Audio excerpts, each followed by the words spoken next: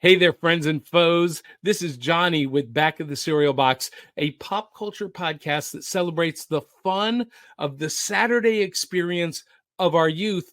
But we can't think of a better way to start your week than checking out Chris and Amanda's Song Swap Showdown. It is the best way to start your week. We absolutely love it and never miss it. Thanks, Chris and Amanda, for all you do. And until the next time, love you, mean it. We'll catch you on the Back of the Cereal Box. I'm Johnny. I'm done. Ta-da!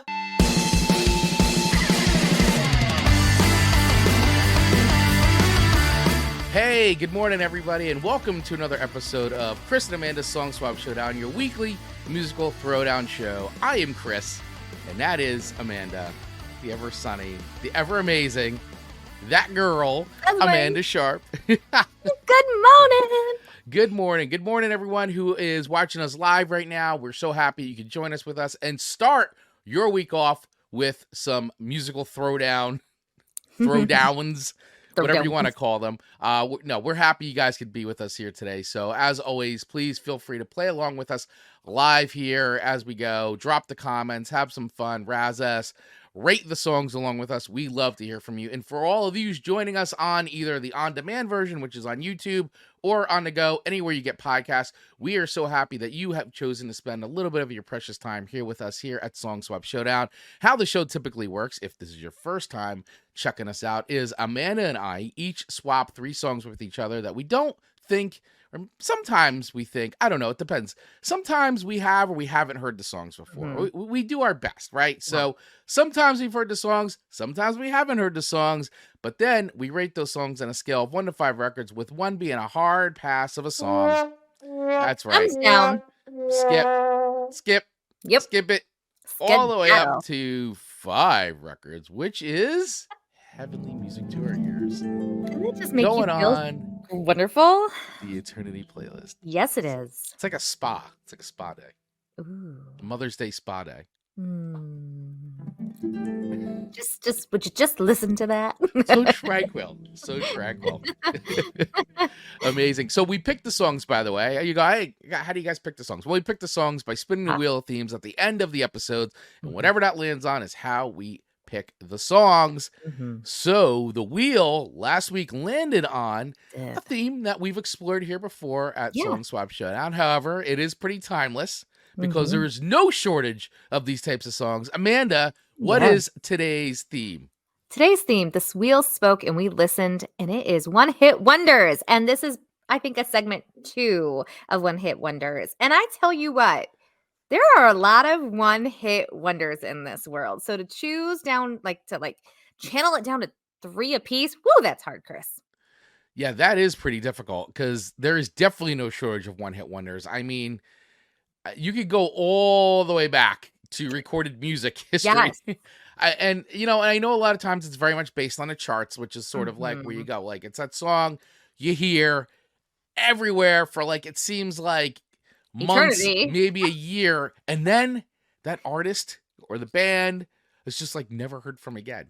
It's just so gone, poof. It makes me wonder, because I think oftentimes in business, people just get lucky to start and they fall into this great luck, and that doesn't allow them to acquire the skills needed to stay successful. So I almost wonder if that one-hit wonder is almost such a, shoot to the top, that they just never met the other things and received the other things and learned the other things that they needed to stay relevant in this business, or with them, the momentum, the endurance. I don't know. What do you think? Because it's often. Yeah, I mean, you hear music history is littered with stories of bands that or artists that had an unsuspecting hit that, and most times you find out it was something that was written at the last second or inspired by something they didn't even think it was going to be a hit, and boom, to the top of the charts it goes. It's the song everybody can't get out of their head, and they can never replicate that success, which, that's why it's so hard to have a huge hit song. It's not easy to write hit songs, hit mega hit songs, and you never hear from these artists again, or they pack it in. Like, some artists just I love the movie That Thing You Do. One of my favorite movies of all time. And honestly, that movie I think is fantastic. That shows you sort of the rise and the fall of a band that has the one-hit wonder, the Wonders, and ultimately, the band, spoiler alert, the band breaks up at the end, but you kind of see where everybody but it's the music history has got tons and tons of that kind of happening over and over again.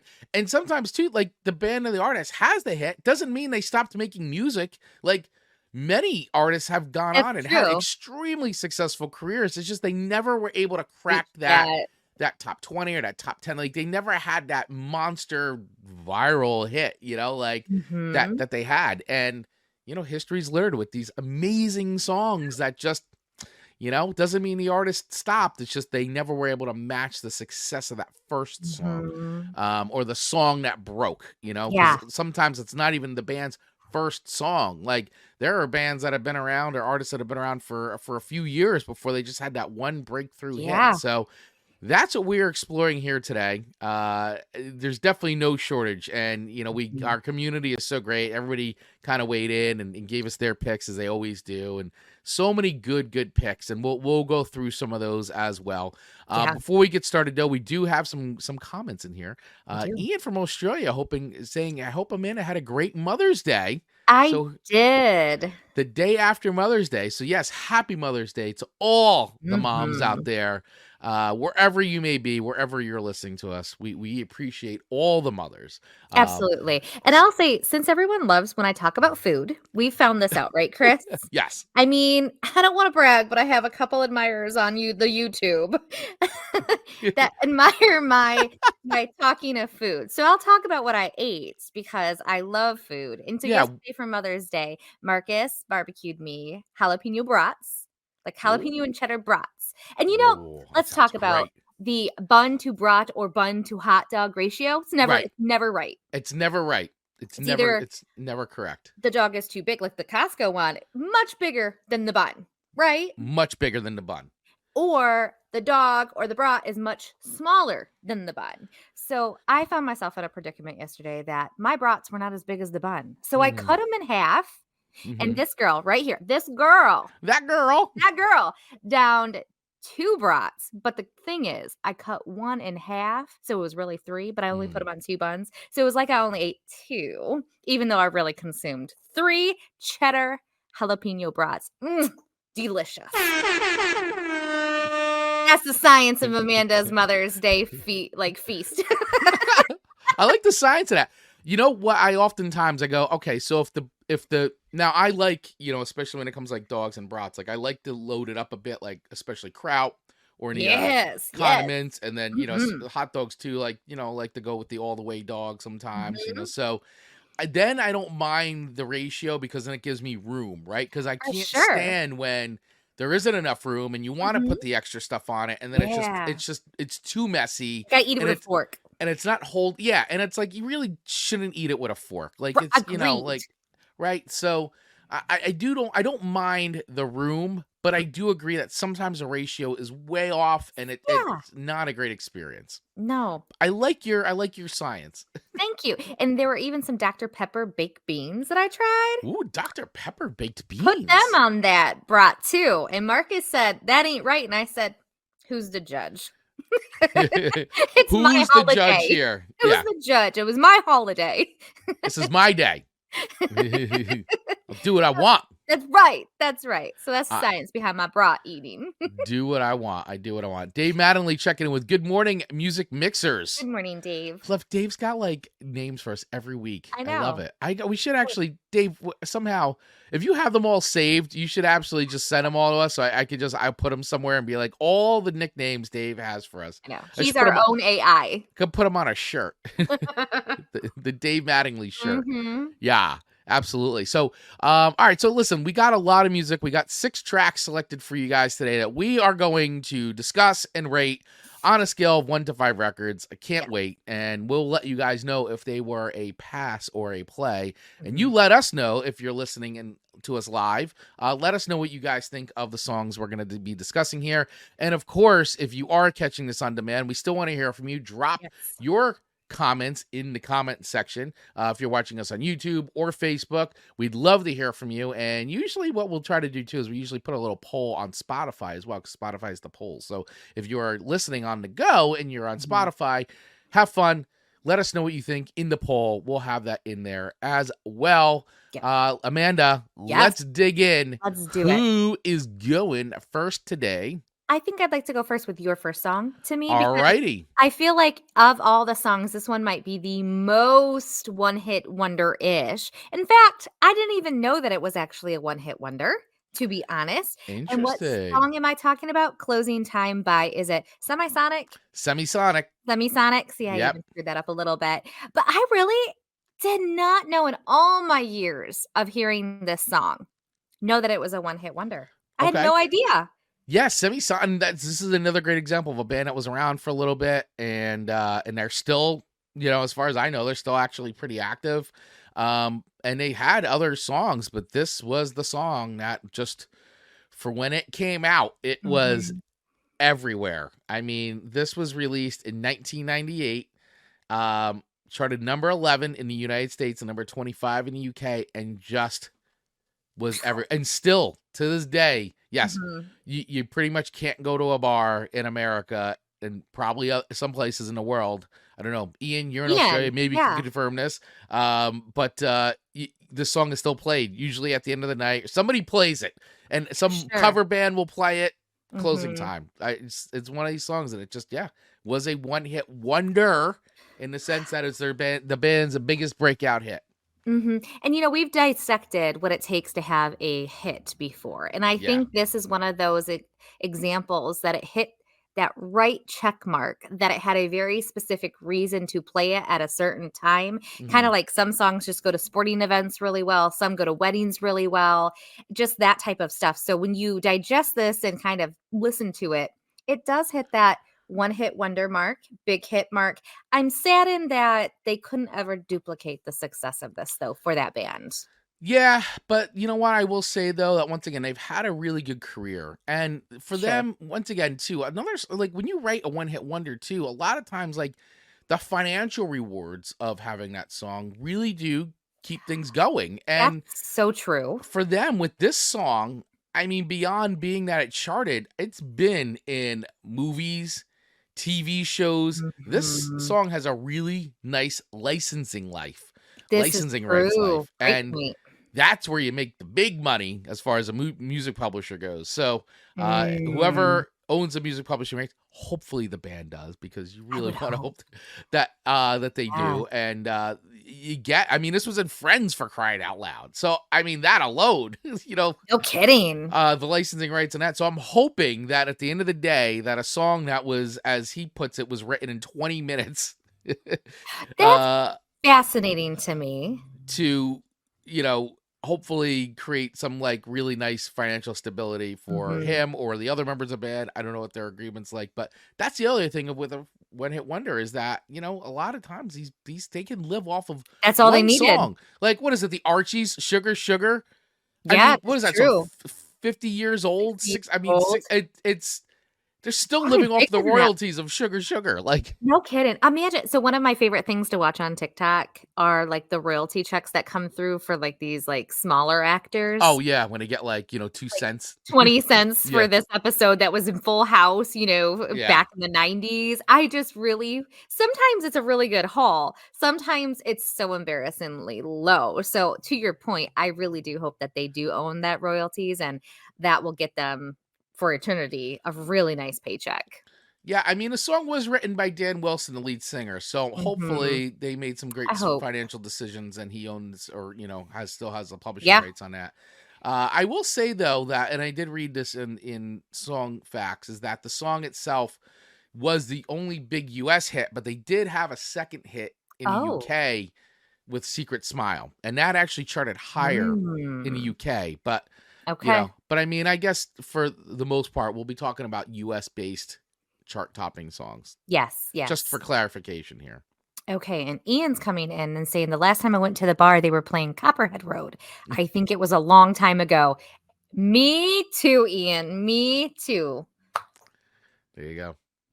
I So, haven't set foot in a bar in a real, except for like a lunch or something like that. It's been a long time. been a long, Long long time. All time. right.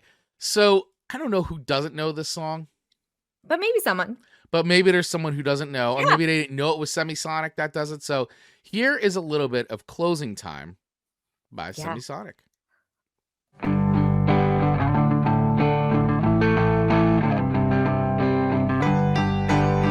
I love the piano in this song,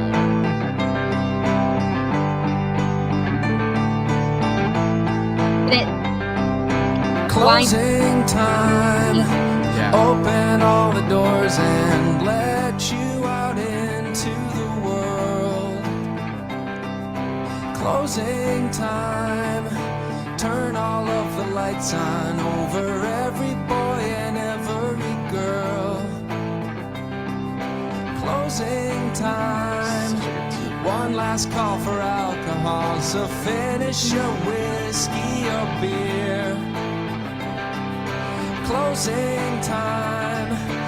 You don't have to go home, but you can't stay here. Best line. Yep. I know who I want to take me home.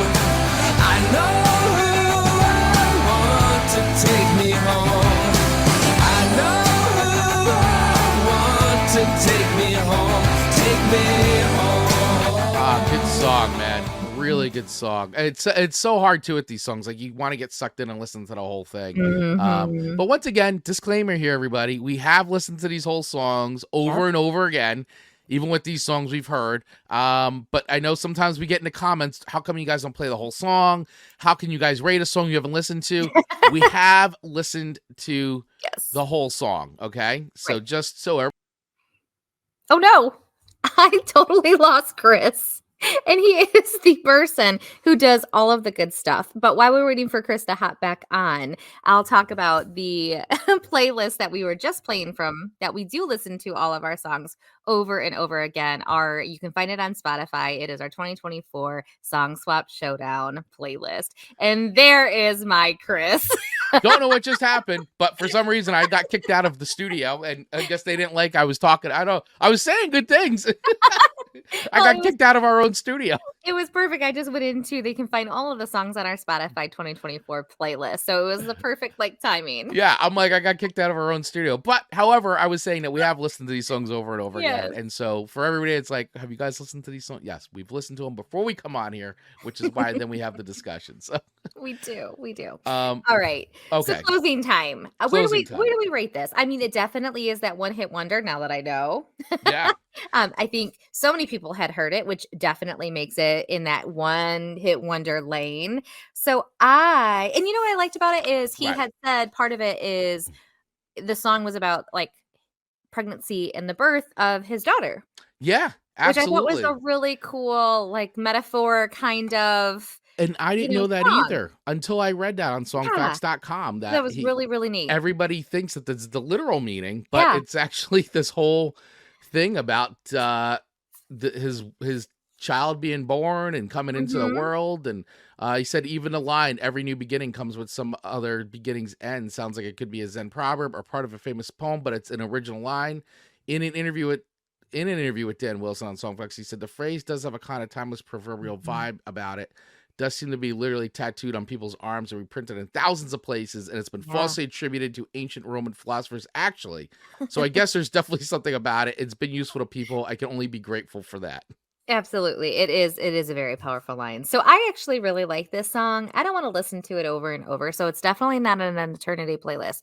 But for the point of this show, I'm giving this a 4.5. I think it hits all of the check marks for one hit wonders. 4.5. All right. So definitely not, it's not skippable. It's a play. Yep. I feel it when I hear it. You feel it. I feel it. Yeah. All right. 4.5 for Semisonic's Closing Time from Amanda. That girl sharp. What do you guys think? Do you agree with Amanda's assessment? Is Semisonic a 4.5 record song? Would you play it? Would you pass it? Would you skip it? Let us know. Want to hear from you. I like that rating. I accept it. Thank you. You're welcome. Thank you.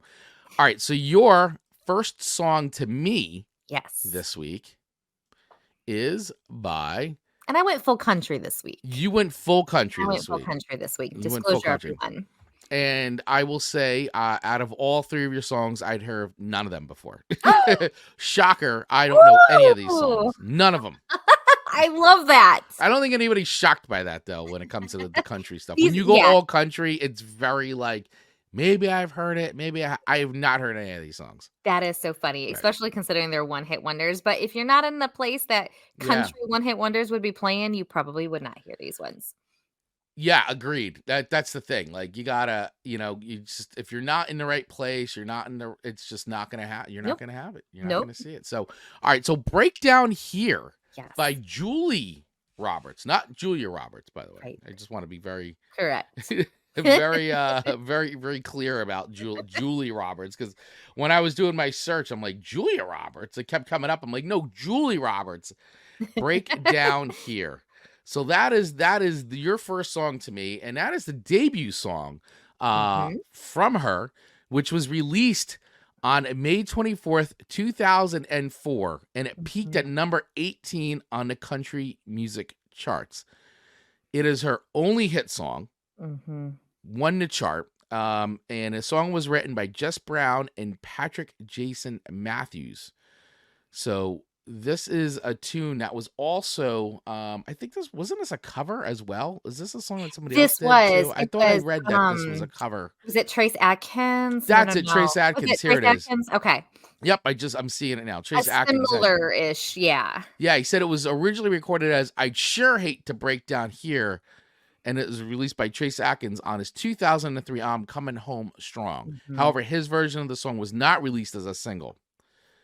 So And this I was personally, her single. yes, and I personally feel like some songs are just made to be sung by a woman for it to like really hit home the way that the message is. So I think this is one of the songs. So I'm not surprised that his version was and hers version is what actually like took to the charts. Now, question is this song one that you're like, what? What? Hit me with the question. I'm ready. Is this song a song that you were into when it originally came out, or did you come to it later I on? belted this baby. Yeah. Oh yeah. Is this a karaoke? Is this a karaoke tune? This never made it to karaoke. Okay. But because I had other favorites before this, like I have top charts for karaoke songs. This is probably more like that 20-ish, ranking range. Actually, 18, is that where it ranked on the charts? Probably I'll put it was right number there 18. too. Yeah, number 18 on a hot country chart. I'll nestle this one into number 18 on Amanda's karaoke chart. But no, like I loved this song when it was on the radio, and I sang it with much passion. Yeah, it's I never heard this song before, and I actually enjoyed it. It was a nice bop. It was a nice bop. No, I like the lyrics too. I mean, I like the lyrics. I think the lyrics kind of like, I don't know. It just tells a very good narrative, I think. Yeah. Yes. All right, so let's play a little bit of this, because I don't know how many people have heard this song. Obviously, if you're a country fan, I think you probably have heard it. But for those non-country fans out there, let's take a listen to Breakdown Here by Julie Roberts. Let's do it. Not to be confused with Julie Roberts. By the way, Lancaster, South Carolina, which is now where my parents live. Oh, there you go. Gas gauge leaning on the edge of it. And I'll be dang if the rain ain't pouring down. I really like the quality of her voice. There's little twang underneath the hood. Yeah, I don't mind it. Banging and a clanging, and it can't be good. It's the right amount of twang. It's another 50 miles to the nearest town. But it's like, good country tropes here. Everything I own's in the back in a hefty bag. I like that line. I'm out of cigarettes and I'm down to my last rag. I sure hate to break down here. Nothing up ahead or in the rearview mirror. I love that line too. Yeah. Trouble if these wheels stop rolling. God help me, keep me moving somehow. Don't let me start wishing I was with him now. I made it this far without crying a single tear. I sure right. I love like I'll sure be in trouble if my wheels stop turning. Like, yes, like you just got to Yeah. keep going forward. You just got to keep going forward. Yeah, I you know what? This song grew on me. When I first put it on, I will say my initial was like, For sure. I don't know. It just wasn't like, and I was like, oh, you know what though? But her voice, the quality of her voice really, really like struck a chord with me. And I was like, all right, hold on, let me listen to this a few more times and get into it. And yeah, it grew on me over the course of the last few days since you've sent it to me. So I would say that I've nestled into this song. But it's a good song. I mean, it's soulful too, and I like the narrative, and I know there's a lot of great imagery. It's got I feel like there's a little like cinematic quality to it too, with a lot of the phrases and all that. And so I feel like it's a pretty memorable song from that standpoint. So I think I would probably put this on the Sunday playlist. Because I've been updating the Sunday morning playlist quite a bit. Would be a good place to nestle it. Quite a bit lately. So I think nestle. We're making a shirt that says I'll just nestle in on that one. Nestle it right here. Nestle it right here. So Midwest, so awesome. But yeah, I mean, ultimately at the end of the day, I do. I like the song. I don't know if it's an eternity song for me. Sure. But I certainly. Oh my gosh! When you said that, I was like, "You are so country." I certainly don't hate it either. I think it's a good song. I'm gonna put it right in the middle. Okay, I'm gonna give it 3.5 records. I received That's where I'm at with it right now. I'm not skipping it. Mm-hmm. I think I'm gonna put it on a playlist, which counts for something, right? It has to count for something. So I'm pretty good at 3.5 records for Julie Roberts. By the way, once again, Julie Roberts with her tune Breakdown here. And by the way, I want to say in just a little bit, like, so where did Julie Roberts go, right? Oh my God, she just hit. Well, it turns out Julie Roberts has not had a very she's had a lot of health issues, and in 2022 she realized she had celiac disease, but she's also had MS as well. So but she is still out there, and she actually went out, she did a tour, she released a new record. So she is still out there by the grace of God, making music, doing what she loves doing. And she's even said, I read this article in People magazine. She goes, I'll sing this song. I never get sick of singing the song. It's the song that put her where she is. She's gotten certified gold records for this song. She's got a gold single. So listen, she's somebody that really appreciates. I know some artists get like, oh God, if I got to sing that song one more time, but she is somebody who absolutely appreciates having that hit song and loves singing it. And, listen, I know people with celiac disease and all that, and it is not easy to, I live a gluten-free lifestyle, but not that I have celiac disease. I have other things, but, that is definitely it's not easy. It's not easy. And then to deal with MS on top of that. So kudos to her for still staying involved in making art and music and all that. So good on her. Yep. Good on her. Still living life to the fullest. Still living life to the fullest. So, all right. Ian saying, are any of Amanda's ditties considered a one-hit wonder? Is that a question mark? Yeah, I wasn't sure. Is that a question or is that or a is statement? It like a statement? Yeah. Like with an exclamation point or question mark? Yeah. Ian. It could be either a really good compliment or like, are any of these even popular, Amanda? I don't know how to take it. So going back to closing time, some ratings we got from the. So Dave saying closing time is catchy, but so overplayed. 3.1 for me. And Ian saying closing time 3.5 records for him. Fair. That is very fair. Very, very fair. And if anybody else has ratings on that or the song we just heard, let us know in the comments below. We'd love to hear from you guys. And at the moment, we are going to take a super quick break, and we will be right back with some more music reviews. Stay tuned. Don't change that channel. Welcome to the greatest night out with your bestie your ears will ever have. I'm Amanda Yoa, your host and hype woman of Staying Inspired, showing out every week with that she said what energy to give you a dose of humor, inspo, entertainment, and even at times a keeping it real kick in the butt so you can stand out in a world where we're encouraged to just fit in. This is where inspo air humps humor and visions and dreams become real life. He didn't even come up to me himself. And I remember one time I was like, I'll dance with you. So then we danced. I remember I'm like, what? Yeah, save him for the Holy Spirit. So I go, I'm like, getting my feet done today. So I sit down and I am just in fear of what is going to be under this polish. Police in Mexico are strapped, right? He's like, we need to get out of the car. I'm like, oh my God, we're going to Mexico jail. So what are you waiting for? Check out Staying Inspired, available on Apple, Spotify, YouTube, and other listening platforms. That's right. Check out Amanda's show. We love Amanda. Great. She is Yes, we great. do. The other Amanda. Yes. We Something have in the name. Yeah. Great name. Great name. So, Amanda, I got a question for you. Yes. How this is something I've always struggled with. I barely remember my own phone number. Okay. How, Yes. do you remember, like, how hard is it for you to remember phone 241-6890. numbers? Right. That was my Your- number growing up. Your number growing, I could barely remember my phone number growing up. But like when I think about like even like Rachel's phone number and my daughter's phone numbers, like Uh-huh. I can't remember them without like going to my phone and looking them up, right? Okay. Do you struggle with this too? I mean, do So- you struggle with remembering phone numbers? I want to tell you what this is. Okay. You guys are going to really judge me.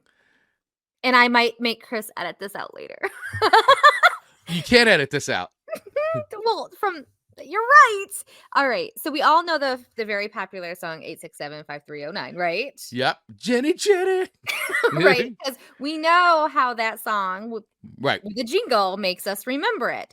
So my sister's 7th grade boyfriend, I memorized his number. Why? I don't know. I can still say it.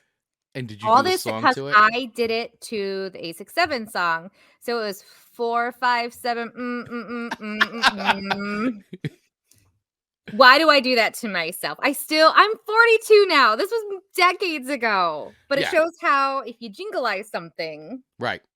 boom. Yeah. If you write something in a song, it's much Yes. easier to memorize. Yes. Right. And so I think that this, by the way, genius idea. Yes. Because guys, you got this is something that Amanda just used as an example, and this is something that I think is great because especially if you got kids, right, and not every little kid should really have a cell phone yet. Right. Just Right.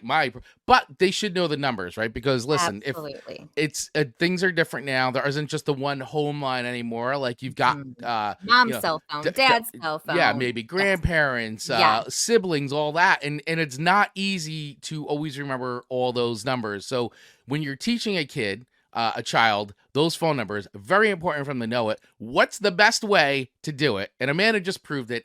That is doing it in a song. It's something it's very easily remember. And like, listen, who doesn't like want to sing a song and remember something Right. by a song, right? A jingle, right? A jingle is Right. fun. So this is a genius idea.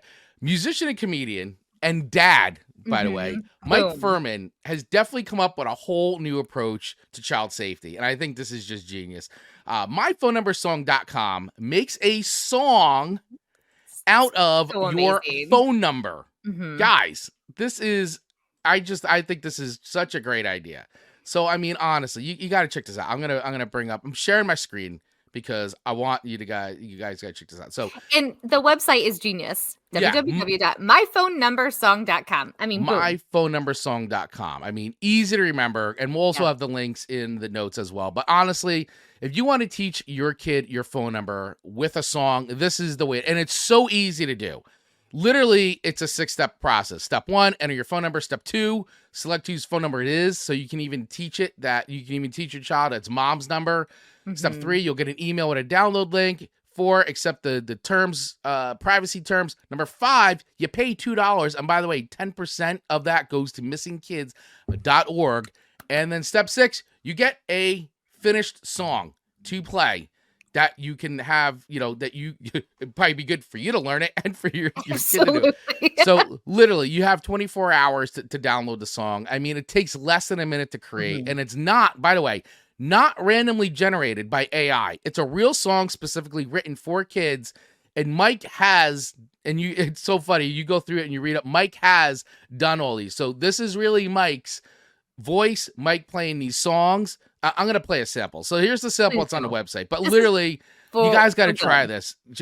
It's great. I think this is fantastic. It's phenomenal. It's your phone number. Follow along.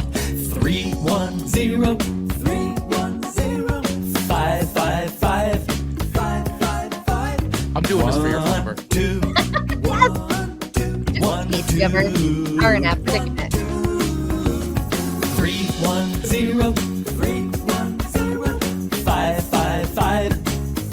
310-310-555-555. 1 2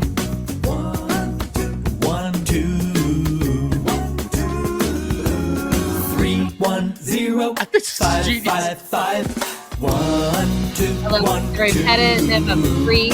310-555 1 2 1 2. That's your phone number. Amazing. Absolutely amazing, guys. You have to do this. If seriously, I mean, let alone kids, adults need this. Mhm. Like Amanda and I. Well, that's the thing. Like I have now as an adult, I just save everyone's number in my phone. Yeah. You You know, do, so I but- rely on this tool. Right. But what if you lose it? 1,000,000%. I wouldn't even be able to call Marcus. Right. What is Marcus's phone number? Right. Like I don't. What is your son's phone number? I bet you can't remember. So No, not at all. I can barely remember my kids' phone numbers. Yep. I think I kind of remember Rachel's, my wife, but so I need this as much as the kids do. But honestly, listen, in all seriousness, this is a great way to teach your kid phone numbers. So I 1000% check out myphonenumbersong.com. Get in there. It's $2 and 10% of it gets donated to missingkids.org. So, and I just want to stress once again, not AI generated, not random. Mike Furman came up with this great idea, and this is him singing the songs, doing the songs. So definitely check this out. myphonenumbersong.com. Well done. Great product. Great product. Check it out. Have fun with it. I love when we discover something like this that really just kind of goes side by side. And then, is it embarrassing that I remember my sister's 7th grade boyfriend's number and not Marcus's? Yes. Yeah. Yes. Yes. So Yes. I probably. But you set need it to a song, and that's why. It's true. So I need to spend my $2 and then have them do Marcus's and Owen's numbers. There you go. Yeah. For kids, but also for adults. That's right. That's right. Yeah. All right. So check it out, myphonenumbersong.com. All right. Let's get back into the show. Yes. Amanda, Yes. my second song to you Is Here in Your Bedroom by Goldfinger. Now, this was the only song that I did not know of your list. I actually knew the third. I don't know if that's a surprise to you, but we'll get to that. It is a surprise to me, by the way. You just because of Marcus, you know what I mean? It makes I sense. always forget about Yes, the the Marcus Marcus factor element. because I was Mhm. giggling as I was putting it on there, and I go, "She doesn't know this song." Boom. All right, so you But I know you do don't know know this one. This one. So I never heard that song. And you know, how he wrote this song, just another, Yeah. like 20 seconds later, and he had a hit, and it was about he hooked up with the crush he always had, and Yep.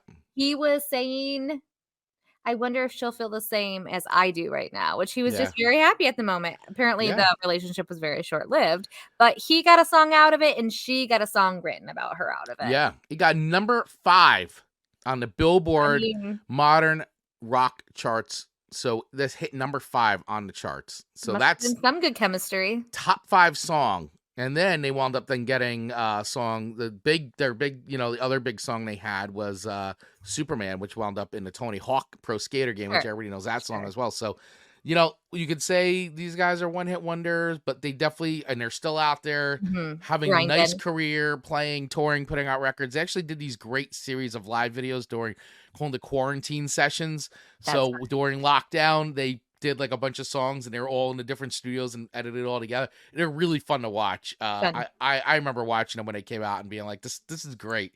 And, and then a lot of bands started doing these quarantine session type videos, but I'd say they were one of the first group of like bands and artists to actually take advantage of the fact that, hey, we're on lockdown, but we can still create and entertain people. Yeah. And I like that. And I love that they did that. But yeah, this is still a very active band out there touring, putting out music. So they didn't disappear. They're still there. Still there. Yeah. Yeah. Still there creating Yep. just some songs just strike that chord that everybody just likes it, and it becomes a hit. It becomes a hit. This was actually what do we consider this type of genre? Is this like is ska punk? I was gonna say I felt like I was hearing ska, but I didn't know if it was ska. like ska, but it also seemed grungy to me. Yeah, it's just more ska punk, basically like skater punk kind of stuff, but like it's that sound, and this being released in the mid 90s, this was definitely the sound. This was huge. This was like Warped Tour, like made for Warped Tour kind of style sound with kids, skating, having a good time. This brings back a lot of memories for sure. And this was on the radio, man. Like New York radio played the heck out of this song. Okay. Definitely a great summer tune. This is definitely this and Superman, a bunch of other songs are all on summer playlists for sure. This is a song that everybody hears and they go, oh, yep. It's a good song. It's a fun song. It's a good one to sing along to. So, all right. So if you've never heard this song before, let's play a little bit of Here in Your Bedroom by Goldfinger. I love that name too. It's a great album cover.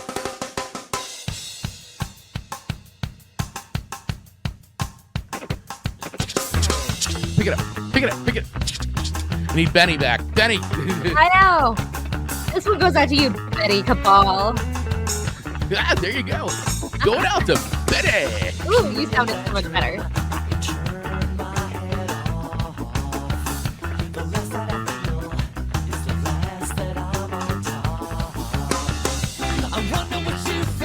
Such a good song.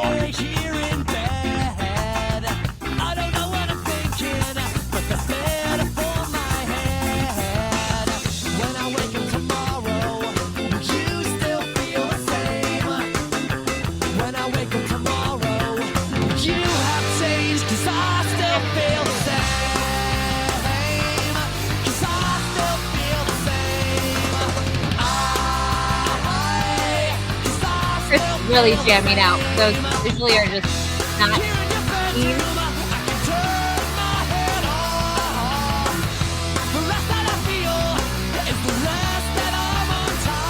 Yes.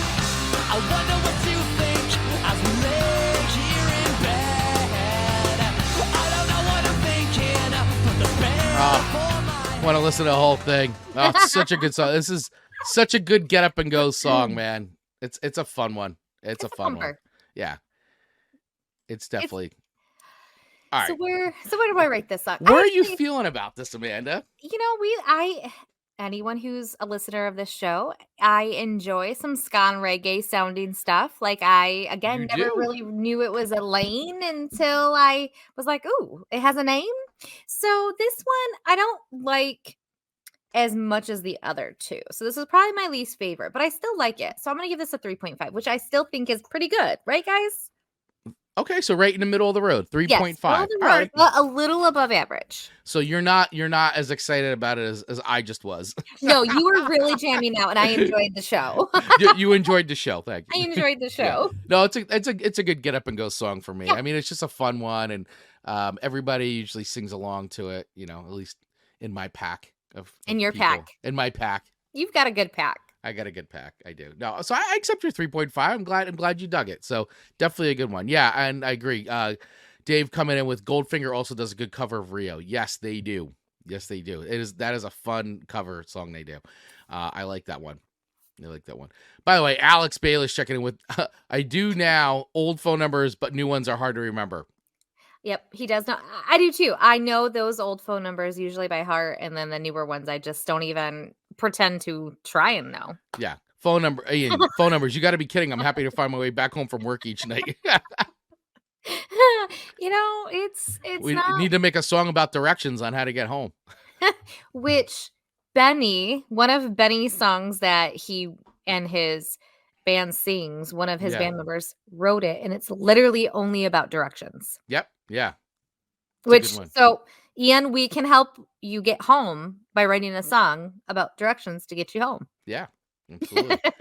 So, hey guys, let us know. Do you agree with Amanda's rating? Where would you have rated Goldfinger's Here in My Bedroom on a scale of 1 to 5 records? Is it a play? Is it a pass? Let us know. We want to know from you. This isn't a one-sided show. Even though sometimes it feels like it. It's not one-sided. All right.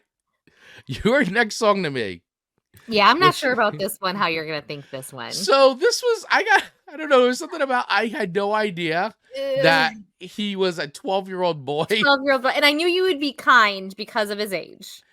I am going to be kind. But I just didn't. This was a risky one to put on the list. No, but I'm glad you took the risk. I'm glad you took the risk. So listen, guys, the song we're talking about right now is One Voice by Billy Gilman, who is also, his real name is William Wendell Gilman III.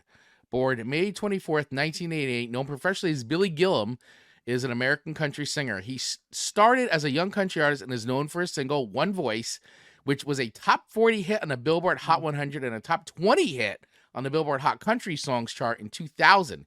He's released 5 albums since then, including 3 for Epic Nashville, and in 2016, he actually auditioned for season 11 of the U.S. edition of The Voice and competed as part of Team Adam Levine, finishing as a runner-up for that season.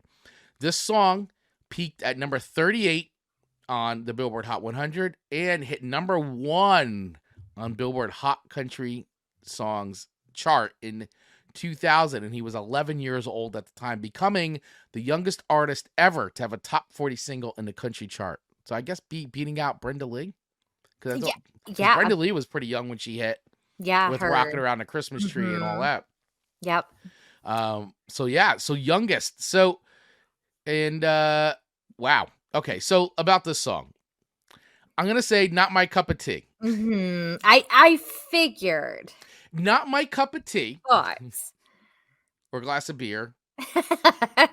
or a glass milk of whiskey. In this case. or milk because he's 11. 12. Yeah.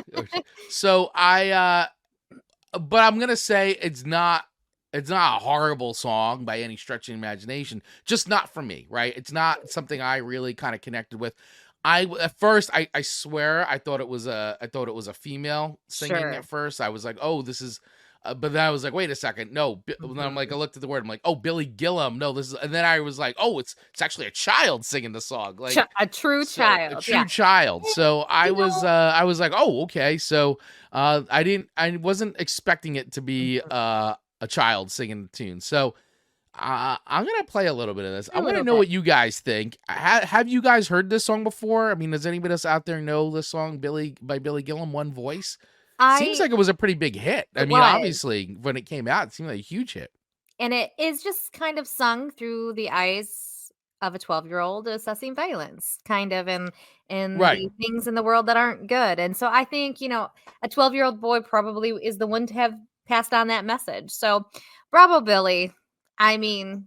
Yeah, and that's the other thing. That's the one thing I will say about this is that the lyrics and I actually didn't watch the music video, but I heard the music video actually packs a punch. And I was going to say very progressive on these lyrics. Yeah. And I think it's very, very timely given everything that's been going on in the climate over the last 24 years or plus in this country. So very interesting to get the perspective of a child with a song like this. So I thought that was very interesting and also very, very bold for what is a hit song.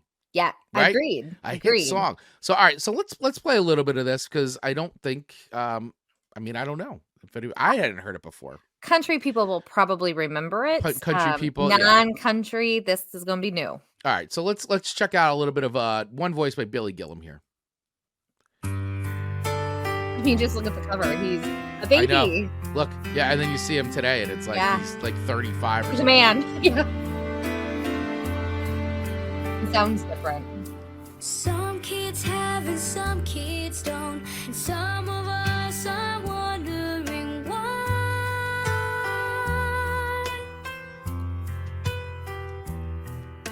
And Mom won't watch the news at night. There's too much stuff that's making her cry. And how many people say that today?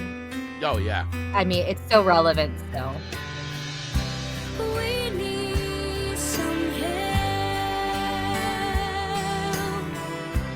down here on earth.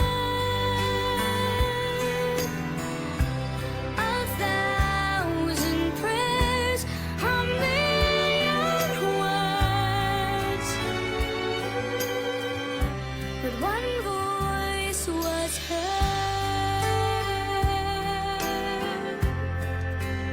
Yeah, so A house, a yard, a neighborhood where you can So, hide your I like the observational lyrics here. I think it's Mhm. very deep for a kid to be singing. And I know it was Billy Gilman sings up, but David Malloy is a lyricist, and so is Don Cook. So the song was written by two country music songwriters. So but still, once again, I think bold. And I think that his voice brings that the levity, I think, the Yeah. gravity of the observations, and so I think, and once again, hearing it from a child's perspective, I think is pretty unique. Yeah, and it's not like an agenda song either. Like No. stick it to them. It's like, hey, we need help down here. Like, what do we do? It Yeah. sucks. It sucks. It does. And I was looking at a picture of him, just that younger picture of him. It reminded me of like the if anybody out there is anybody watches Game of Thrones, he looks like I've never still seen looks any like of that. the prince who becomes king. Cersei's son, Joffrey, King Joffrey. He kind of. Joffrey. I gotta see if I could find. Let me see if I can find a picture of Joffrey real quick to bring up. But man, 12 years old and having that kind of success, that can't be easy. I assume the parents were very involved. Yeah. Oh yeah, I gotta imagine. Oh, here's a picture of Joffrey. Let's I think that him and Joffrey kind of share some. That's Oh, King you know Joffrey. what? Okay, I'm not gonna disagree. King can't. Joffrey. Okay. Right. So that's King Joffrey. Yep. And let me bring up a picture. 12-year-old picture of Billy. Billy Gilman. Let's see. I just was looking at that one picture of him on Spotify, and all right. So here's the front cover of the record. There you go. I think You're not wrong. He looks a little bit like Joffrey. Yeah. King Joffrey. I mean, to think of where, like, what a baby. Oh yeah, I think What he's a baby. Oh. obviously, hopefully not as evil as King Joffrey. Oh, that fictional character. But yeah, all right. So where am I with this song? So once again, listen, I think that for the time and observational, it definitely gets points. I mean, not my cup of tea. Mhm. I wouldn't choose to play this song, right? Okay, that's completely fair. Not my thing, but I don't think it's a bad song. Mhm. So this is strictly my take on this song. Is Sure. I wouldn't choose to play it, although not a bad song, and I appreciate what it's done, and obviously huge hit song. I'm gonna give it. So this is gonna be controversial because I'm not choosing to play this song. I'm giving it a 2.8. Okay, so listen, I 100% knew it wasn't going to be great. I just really thought that this should be put on the list, Mm-hmm. and I don't regret it. Yet I'm not surprised that you're like, no, I can appreciate it, but no. But it is a one-hit wonder for sure. Right, Like this that's was Billy's biggest hit. Gave him a huge career, still going today as an Absolutely. adult. So kudos to him having made a career out of really this one song and having released. I mean, once again, this wasn't his only record. I mean, he still did another. He's still out there playing. He's been on TV. He's released 5 records. So good on him. By the way, from Rhode Island. By the way, New England. New England and New East England. Coaster. Yeah.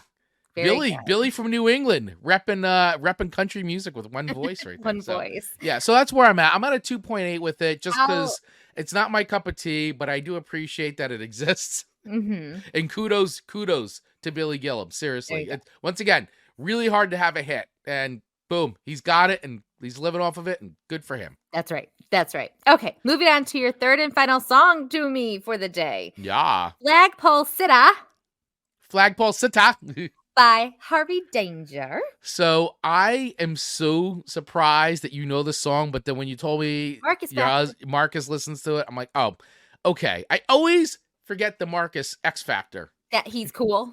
That Marcus is cool and listens to like relevant music. Yes, absolutely. You and him would get along so well. Yeah, Marcus and I need to have like a total like hang. So yeah, at first when it started playing, I was like, I don't know if I know this song. And then I started singing the lyrics and I'm like, nope, I know this song. You're like, wait a second. Wait a second. So I have to say, if you can pull up songfacts.com on this song, Mm-hmm. When I read the song fact stuff on it, I go, I couldn't even compute what it was saying and the words it was using. Right. It was so confusing to me, Chris. Like, I went, I'm just going to have to leave a note on my page here that says song facts. Like, what? We'll talk about that at the show, because what did I just read? And I'm not the best reader, everyone. So here we go. More secrets. Yeah. So first of all, okay. So let me dive into this a little bit. So really the song, first of all, the song was written, and by the way, the song came out in 1997, by the way, and charted number 38 in the US and number 57 in UK. Now you're like, oh, is this it was this band's only big hit. This was on rock radio, alternative rock radio, especially here in New York. Like, this was, and it still is. If you listen to like alternative rock here in New York, this song still comes up. Even on Sirius XM, alternative, like this song is still in heavy rotation to this day. And it was really more of a biting anti-anthem, especially according to Songfacts.com, on the basically taking of the Seattle music scene and the commodification of it, right? So that it's become like, oh, it's in the 90s, you're from Seattle, boom, we're going to package you, put you out there, and you're going to be big, it's going to be grunge, blah, blah, blah. So, of course, like every scene, there's what started out as like just to be in a rock music scene, then turned into like every major label was signing everybody, commercialized the heck out of 90s grunge and all that. And now then of course you always then have the anti-movement to that, which is like, oh, and so this was a response to that going on in the music scene at that time, right? The music industry. And so with them, where the song came from, so they self-admitted is that it's basically the song takes its name from a popular trend in 1920 where folks sat atop of flagpoles for hours in a show of endurance or protest, right? So if you actually go and Google this, you will see that was something that happened in the 20s. Like, it was a sign of protest, a sit on a flagpole. It was the whole thing. I'm telling you, Google it and you'll see it. You'll see images come up. So they basically took this as they took a reference made in, and I love the Marx Brothers. So I always love this. I love Animal Crackers by the Marx Brothers, one of my favorite Marx Brothers movies. And the whole flagpole sitting thing came to mind when it was referenced in, they actually referenced the trend in that movie. Interesting. The flagpole sitting. Well, but darn. So, according to Songfacts.com, as a slangy spelling, it was the homage to some of the band's favorite records. He continued, and having the Sitta, S-I-T-T-A, was just because the song only existed for us in a room, and we thought it was funny to spell things out that way, because, two of our favorite records, as always, Pavement's 1992 record, Slanted and Enchanted, which had Flamethrower, Throwa on it, and NWA's 1988 debut record, Straight Outta Compton, Outta. So basically taking that whole Sitta, kind of capitalizing on a bit of that. So that's kind of how it came up. So it's basically about the commodification of the 90s, like Seattle scene, and then using the flagpole Sitta reference as a form of protest, and then the spelling kind of coming from NWA and Pavement. So there you go, everybody.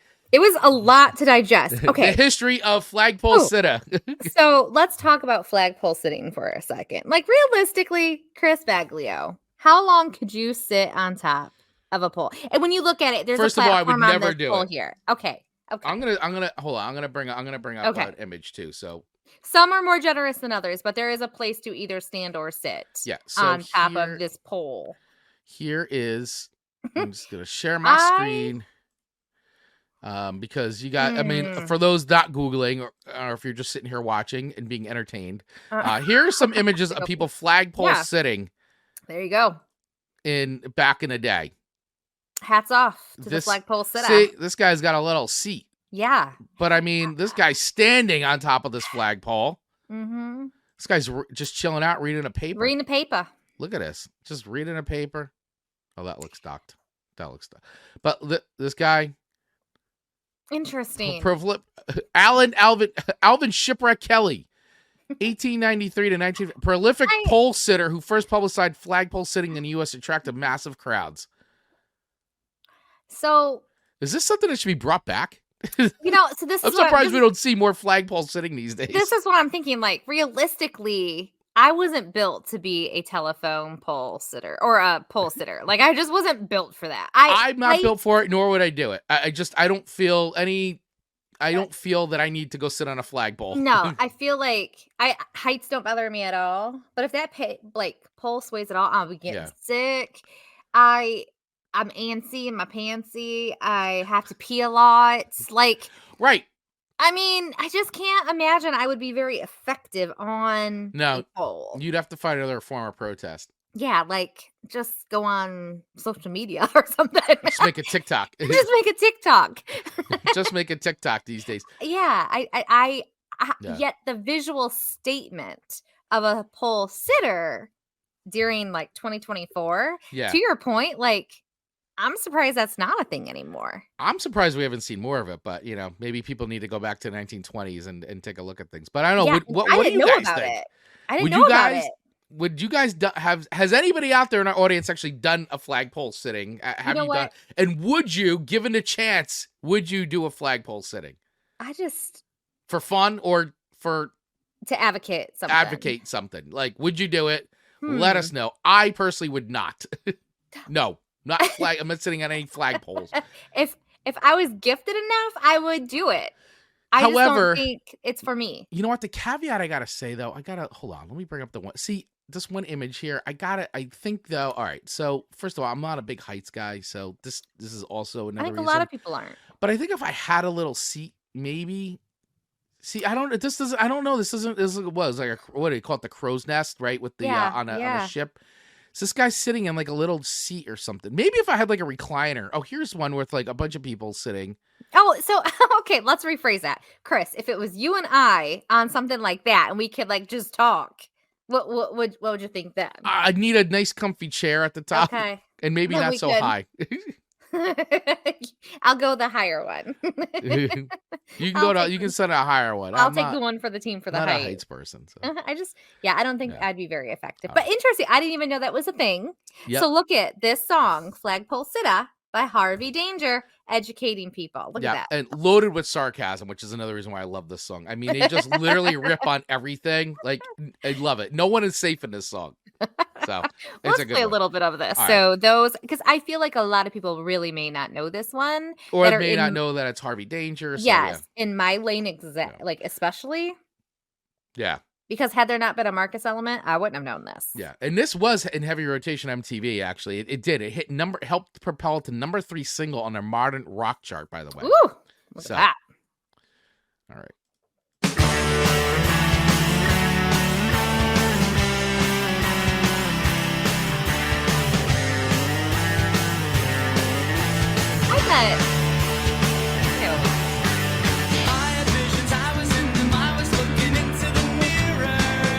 That's when I knew it. Right there. I was like, oh. Yeah.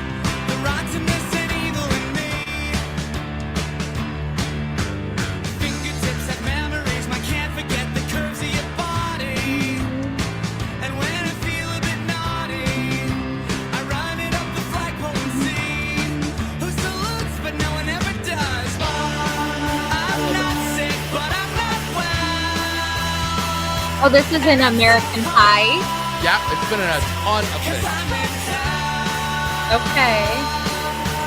Been around the world and found that only stupid people are breeding. The Cretans cloning and feeding. And I don't even own a TV. So, yeah, great song, man. By the way, this whole record is really solid. I highly recommend checking out the whole record, Where Have All the Merrymakers Gone? It is a good record. It's solid. I'm telling you guys, check it out. It's a good. There's actually, if any Alfred Hitchcock fans out there, there's a great little tribute song to Vertigo, one of my favorite movies of all time. So definitely check it out. So yeah, this has been, you mentioned it, it's been in a ton of things. American Pie, My Dead Boyfriend, Dickie Roberts, TV shows like Psych, October Road, Dawson's Creek. Oh, we talked about his show before. Yes. Psych is also very good. Was also used as the theme show for Peep Show, which is a very famous, I remember I watched this, very famous British sitcom show. And was the theme song for 2004 to 2015. So Okay. great length of being a TV theme show song. And just so you know, the band is no longer together. They went on hiatus in 2001. Then they reunited in 2005, did a third and final studio record called Little by Little, and then officially disbanded in 2009. So they are not a band that's together anymore, but I'm sure a band still living off of the royalties, hopefully from this song, because it has definitely been licensed in a lot of different things. So, yeah. So Amanda. Yes. Where are you? What flagpole you sitting on? For Flagpole Sitta, what is the rating? 1 to 5 records. I'm sitting on. I'm doing 4 records. I actually really like it. 4 records. It takes me back to like a time when I was younger and Marcus and I were kind of dating and just kind of that kind of stuff. I know, smooching, the stuff. Smooching, you know this stuff. 1-arm push-ups in the parking lot. I know. It's just the American love story. Can we all agree on that? American love story. 1-arm push-ups in the parking lot. Listening to Flagpole Sitta. Listen to Flagpole Sitta. I mean, if that's not America, I don't know what is. It truly is an American love story. All right, so I accept your 4 records. Great. Yeah, I agree. I mean, this is a fun one. I think this has definitely stood the test of time. I think so far, I would say out of all these songs, they have all pretty much held up. For me, the one song, like I said, just didn't hit for me so far was the One Voice. Sure. But I think it must still hold up for some people. And I haven't heard it on the radio in forever, so maybe I think it's kind of past its truly prime. is kind of that one type where you listen to the lyrics and they're still extremely relevant. Right. It's just I think that window to do like using 12-year-olds isn't, I think, looked at the same in 2024 as it was 20-something years ago. Gotcha. Okay. Yeah. You know what I mean? I just think that exploitation of minors is just a little bit different. Yep.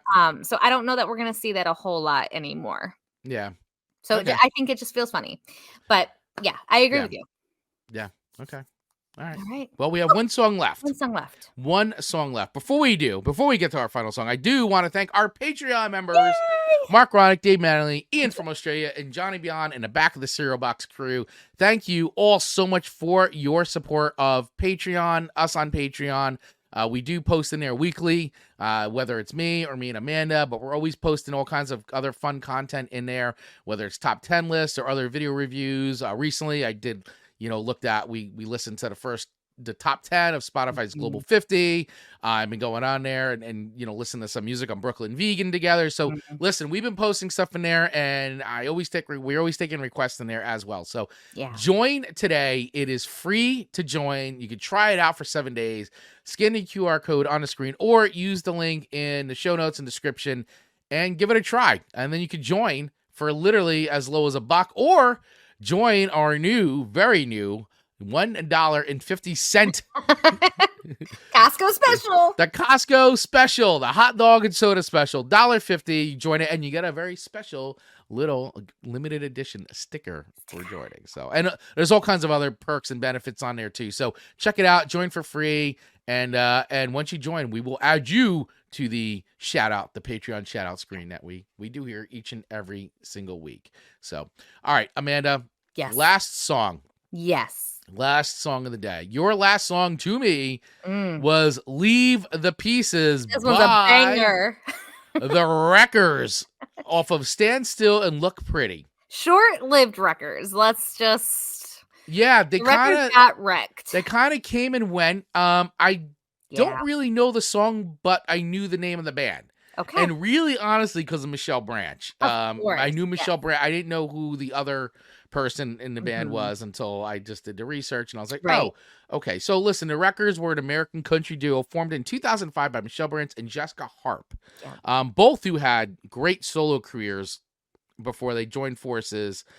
In 2006, they released their debut record, Stand Still, Look Pretty, and produced a #1 single on the Billboard Hot Country charts. Its lead-off single, Leave the Pieces.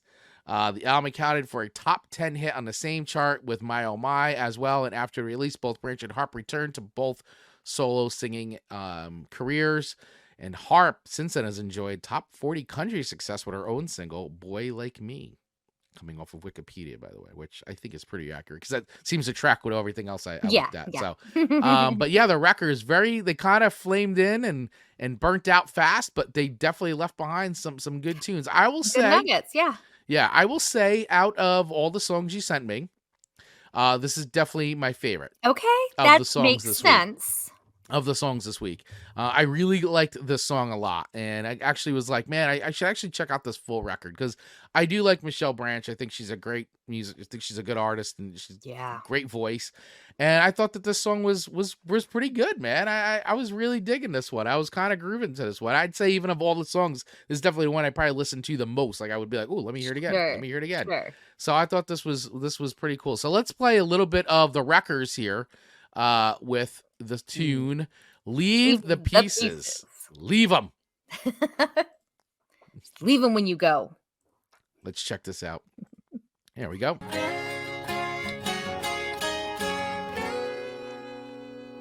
You're not sure that you love me, but you're not sure enough to let me go. Baby, it ain't fair, you know, to just keep me hanging round. You say you don't wanna hurt me, don't wanna see my tears, so why are you still standing here just watching me drown? And it's alright, yeah, I'll be fine, don't worry about this heart of mine. Just take your love and hit the road. Hit the road. Hit the road. There's nothing you can do or say, you're gonna break my heart anyway. So just leave the pieces when you go. So Now you can I'll drag out the save my comments. Maybe you can make it quick, really get it over with, and just let me move on. Don't concern yourself with this mess you left for me. I can clean it up, see, just as long as you're gone. And it's alright, I'll be fine, don't worry about this heart of mine. Just take your love and hit the road. Skedaddle. Good tune, man. Good tune. So what I was going to say about this song is a few notes that I have. So one is that I'd say that this song, if this was released back in the, like, I'd say like the late 80s, like the heyday of quote unquote glam metal hard rock, this easily could have been like in Every Rose Has a Thorn, or even reminds me a lot of like Bon Jovi's Wanted Dead or Alive. Like there's a lot of great elements to this song that could easily have been taken as a hair metalish, pop rock song. I think if you took and you less countryfied it, the root of this song could have easily had been like a hard rock, I like that ballad perspective. hit, like by like any of those bands. I really do. But I like it. So you can hear that there's a lot of great pop sensibility with this song. Like, yes, the country twang is there, but you can really hear the foundation of the song. Super catchy, great bridge, awesome chorus. I really like this one. It is a banger of a song. And by the way, I'm gonna say Taylor Swift wishes she could write a song as good as this song. Ooh. This 100%. This is definitely a song that it's a good tune, man. I liked it, and like I had never heard it before, so it was my first time hearing it. So it hit me. This is my favorite song off your playlist to me. Very good. I would not skip this. I would choose the playlist. I would put it on a playlist. That's So, exciting. I am not skipping this song. I don't So know if you it's think I don't know if it's not eternity playlist material, but I definitely Fair. really enjoyed it. I wouldn't skip it, and I think I would choose to play it. so it earned its place on the hit chart? Yes, it Very definitely earned its good. place on the hit chart. So that being said, my record rating on Yes. this song by the Wreckers with Leave the Pieces, I'm squarely putting it at a 4.3. Okay. 4.3 records That's for me. good. By records for the Wreckers. 4.3 records. It's a good song, man. It's definitely a great ditty. It's fun. I do want to listen to the rest of this record because I think the two of them together sound really good. And I like too that it's in a tradition of like we talked, like, they got together, they're friends, they did this record, they made music together, and they both went back to their careers. And I think that's a very long tradition of, so you see it in country, you see it in rock. Like, you saw Jimmy Page and David Coverdale do a record together. Even Plant and Page got back together, did a like, and you see that where they kind of come together and, do like a record or do some maybe songs together and then go back. And I think there's something to be said about it. Like, don't overstay your welcome. You got the songs you got. And if there's nothing more to really collaborate on, then that's cool. Like, and there was a little, like, I don't think we really knew what the feud was, but there was something going on behind the scenes that for many years there wasn't really a friendship there. But I think it was in 2017 they joined themselves again, and Jessica joined Michelle on stage, as if I'm remembering correctly what I read. okay. So it was a bummer when they broke up, because I just thought it was a really neat thing. Yeah. Dave saying shot Taylor Swift beware. Yeah, shots fired. It is a great song. Swifties are gonna come for you, Chris Baglio. Listen, I think Taylor Swift is an amazing talent. However, I just feel like a lot of her stuff is boring and sounds all the same. That's me. That's my take. I feel that about Meghan Trainor too. So, I mean, that's just kind of where I'm at with it. Like, yeah, whatever. She's making $1 gajillion and I'm doing a podcast. So that we're making a combined total because of our Patreons, $4.50. Yeah. No, and we've always said we appreciate her as a businesswoman. Yeah. I mean, we've never, but I agree with you, Chris. I agree. Yeah, well, it's Chris, just kind of where I'm at with it. You are the winner of this episode of One Hit Wonders. Well done. You by far are the winner. So well done. Well, thank you very much. Thank you. I think this was a good run of playlist songs. I had not heard, as I said, all 3 of your songs you shared with me. So I thought that was cool to listen to some new music. And I would say at least 2 of those songs out of the 3, I really enjoyed, and I will be adding to playlists. And I think that's pretty good to discover some new music for me. And hopefully, even though you'd already heard Flagpole Sitta, but you know what? It's a good playlist in the here in your bedroom. It's new and I still enjoyed it. Yeah. So yeah, I agree. I think the playlist pretty good this week. So I would say, do the songs hold up? Yes, I'd say for me they all hold up except for one, which is the Billy Gilman song. My own personal opinion, but you guys, you guys watching, listening, you let us know what you think in the comments. We want to hear from you. What are your ratings? Do any of these songs hold up? Do none of them hold up? What songs should we have talked about? Let us know, because we can do that as a part 2 or part 3. Well, this is part 2, part 3, part 4. We'll do more of these. We'll add it themes to the wheel. if you guys like it. We'll keep doing more one-hit wonder tunes for sure. So with all that being said, now Amanda Sharp. That's right. What time is it, Amanda? Oh, it is time to spin that wheel of show themes. Woohoo!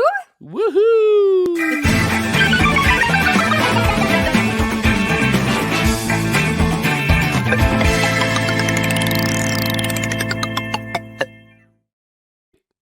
The sound wheel is so up. fat. That is a satisfying sound. It's a satisfying sound. Yeah, I enjoy it. All right, what is going to be next week's theme here? So let's spin this dang wheel here and see what we got. Never know. Hopefully this theme's been taken off, but we'll see. We'll spin again. All right, next week's song show theme is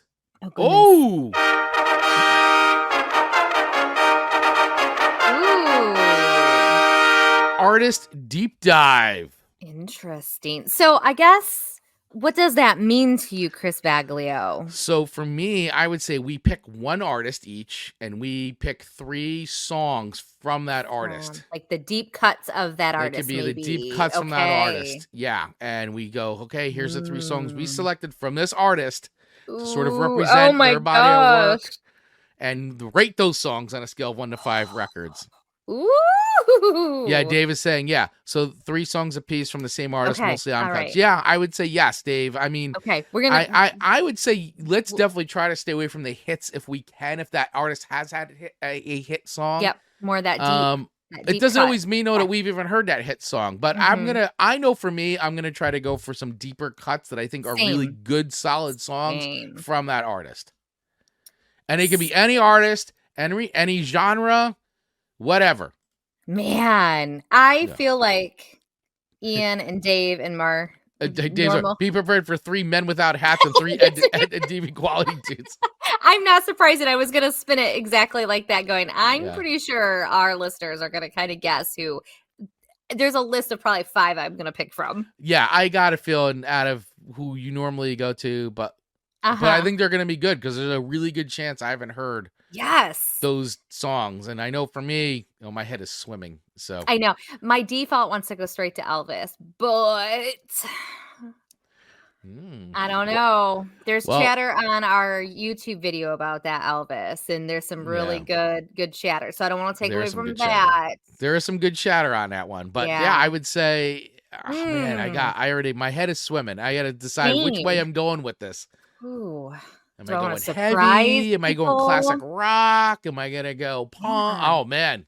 So there's like a So many ways I can go. Yeah, there's 2 layers to this process of elimination now. First, we got to choose the artist. Yeah. And then we got a deep dive. So Deep man, dive. it's going to take me a couple days just to even choose my Yeah. person.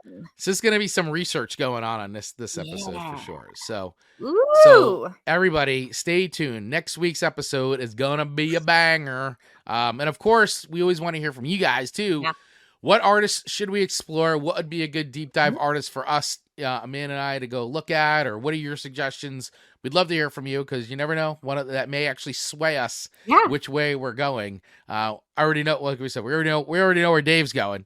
That's right. Yeah. There is never a conversation Yeah. with Dave without that. Yeah. Men without hats. Oh, and by the way, Ian checking with Taylor Swift. Taylor Swift hasn't done a good song since she was a country artist, in my opinion. You know, I And feel his- like his that's humble kind of opinion. when she lost me to Ian. I Yeah. feel like there was that. And I don't want to, like, I guess, again, diminish what she's created because bravo. But yeah, I just don't connect. Yeah. Not your thing. Yeah, Not it's your okay. thing. Not your thing. All right. Well, hey, everybody. Great show today. Thank you all so much for joining us here today on another episode of Song Swap Show. I'll make sure you check back live next week as we do deep dive songs from an artist of our choosing. So 1 artist from each of us, 3 songs that we think would be great songs to share with each other from that artist. And then we will rate them on a scale of 1 to 5 records. We are super pumped for this one. Thank you guys for joining us today. If you are watching us on YouTube, please hit that subscribe button so that way you get notified every time we drop new episodes where we go live and we drop videos. Hit that little bell. If you're listening to the show on any podcast platform, well, hit that follow button. Same thing. So that way you get notified as we're always dropping episodes on there every week. And we also do little quick hits and things like that. So we try to keep up as current as possible. And of course, if you would like you need more Song Swap Showdown in your life from Chris and that girl, join our Patreon. It's free to join, and then you can move into any membership level that you want, literally starting as low as $1. I highly recommend $1.50 because you get the free sticker and all that and all that jazz. But you make the choice. But we love you. We appreciate you guys. Thank you so much for all of your support. Amanda, any final words before we wrap it up today? This was a great show, and I'm really looking forward to next week's topic. I think it's going to be a banger. A banger. All right, everyone. See ya next week. Thank you. Bye.